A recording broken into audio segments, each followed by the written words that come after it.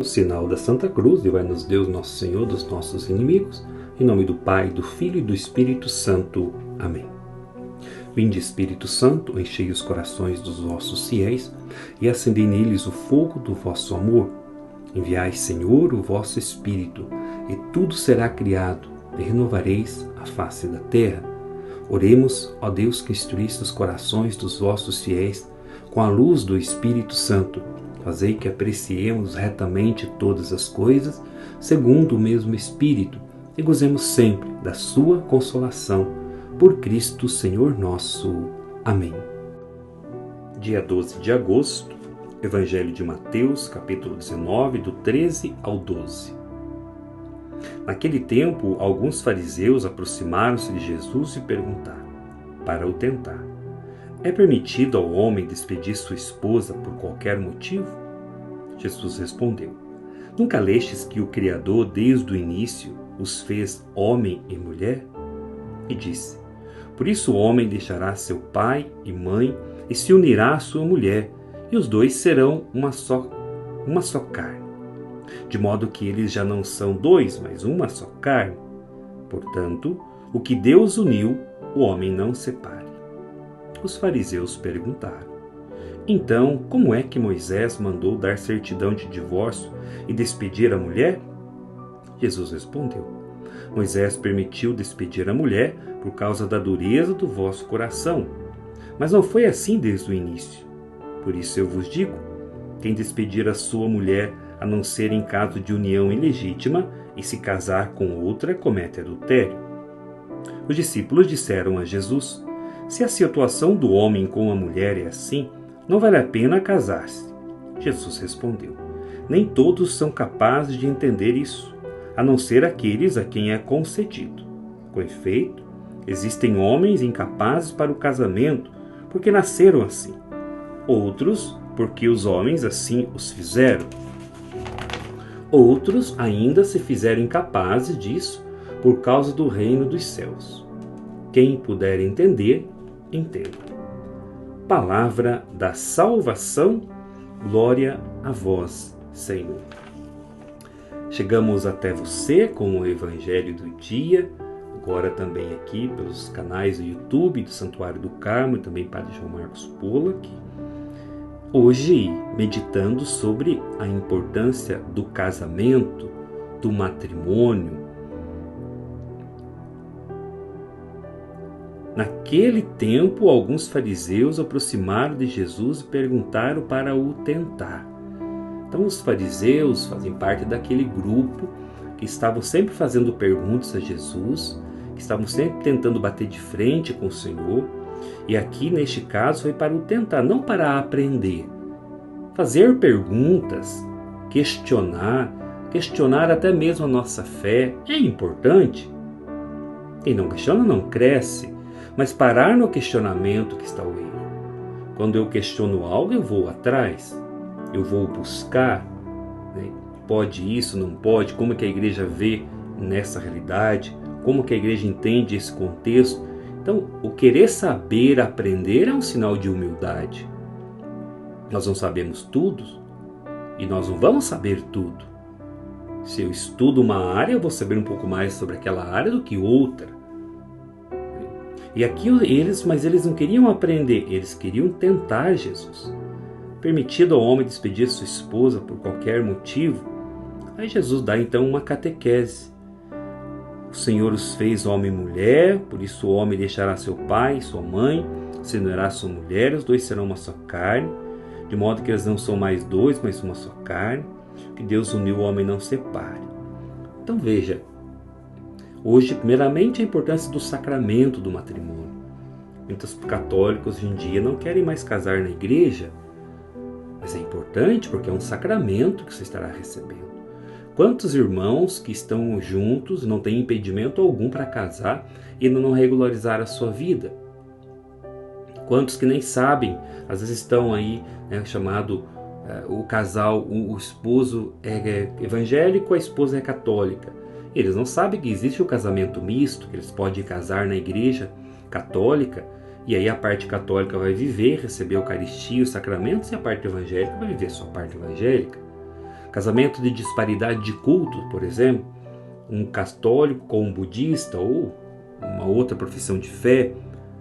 Pode acontecer, se ele aceitar casar na igreja católica, e depois ele vai viver a sua fé, aquilo que ele acredita, e a parte católica vai viver a sua fé.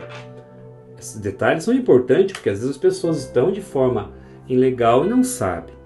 Mas uma vez que você assumiu o compromisso com seu esposo, com sua esposa, e não foi para o padre, foi diante do altar de Deus, foi para Deus, você tem que se esforçar para ser fiel. A castidade também para o casal, não só para o padre. O padre vive o celibato, e junto com o celibato a castidade. Mas para o casal, o que é a castidade no matrimônio? Não é não ter relação. Porque a relação sexual na vida do casal ela é muito importante. Ela não é só procriativa. O sacramento, o matrimônio, ele é unitivo e procriativo. Então o casal, sim, se começa a ter alguma dificuldade na questão da relação sexual, tem que buscar ajuda. Buscar um médico, depois começa a ter uma certa idade, tanto por parte da mulher, como por parte do homem. Não tenham medo e nem vergonha de buscar ajuda. Depois que o tempo vai passando, as coisas vão ficando mais difíceis. E às vezes os casais sofrem com isso por medo de ir no ginecologista ou no urologista. Não, gente, estamos neste tempo, nesse século, já as coisas estão avançadas. Busque ajuda. Isso não é contra os princípios cristãos. Pelo contrário, isso vai ajudar a você viver bem o seu casamento. E o que é a castidade no matrimônio? A castidade no matrimônio é você ser fiel à sua esposa, não é não ter relação com ela, é ser fiel à sua esposa, ser fiel ao seu esposo, mesmo que você tenha vontade, às vezes, às vezes passa na sua cabeça sentimentos por outras pessoas. O olhar, tal, faz parte. Agora, o consentimento é que está errado. Então, esse esforço de viver, ser fiel. Agora, o casamento que ele acontece sobre o altar, ele é de uma vez, para sempre. Você prometeu fidelidade à sua esposa para sempre, diante do altar de Deus. Entretanto, é importante falar isso aqui, irmãos. Quando o relacionamento se torna abusivo, quando a pessoa, ambas as partes, ou uma delas, se torna agressiva, às vezes começa a falar mal do cônjuge, ou agressão física, ou agressão moral, psíquica, tudo isso é motivo de você procurar ajuda. Não, hoje nós não podemos mais aceitar relacionamentos abusivos. Pessoas que ficam ali sofrendo, sendo humilhadas, só porque eu prometi para Deus eu vou continuar assim. Não funciona assim, gente. Estou falando como padre da Igreja Católica. Estou falando a partir do que a Igreja nos orienta. Se você sofre de algum... Você precisa buscar ajuda. Busca o padre da sua paróquia, busca orientação. Se há agressão física, denuncie. Vocês prometeram fidelidade um ao outro no altar de Deus até que a morte os separe, desde que um respeite o outro. É lógico, aconteceu um deslize, às vezes uma traição, e que a pessoa às vezes foi ali um momento de bobeira, e que é possível se perdoar, é possível reconciliar-se, é possível sim retomar o matrimônio. Agora, se isso é constante, será que você nasceu para sofrer a vida toda? Viver um relacionamento errado, sofrendo, sendo humilhada e continuar assim? Não, irmão. Não, irmã. Porque às vezes também as pessoas têm dificuldade de tomar atitude. Pensa-se num monte de coisa. Entendo que às vezes quando tem filha já envolve mais outras coisas, mas hoje não se é permitido mais viver esses relacionamentos abusivos.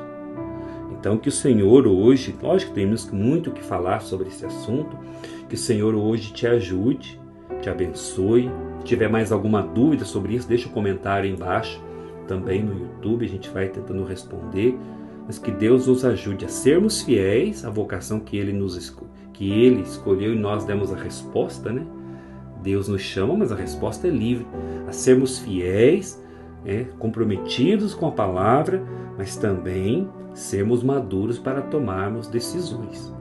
Que a Virgem do Carmo interceda por você, pela sua família, pelo seu casamento, interceda por cada um de nós. Abençoe, Senhor, a água, o sal, todos os pedidos de oração e os objetos de devoção do Pai, do Filho e do Espírito Santo. Amém. Louvado seja nosso Senhor Jesus Cristo, para sempre seja louvado. Obrigado a você que compartilha também com outras pessoas para que possamos continuar evangelizando. Deus te abençoe. Que a intercessão da Virgem do Carmo esteja sobre a sua vida, sobre a sua caminhada. Em nome do Pai, do Filho e do Espírito Santo. Amém.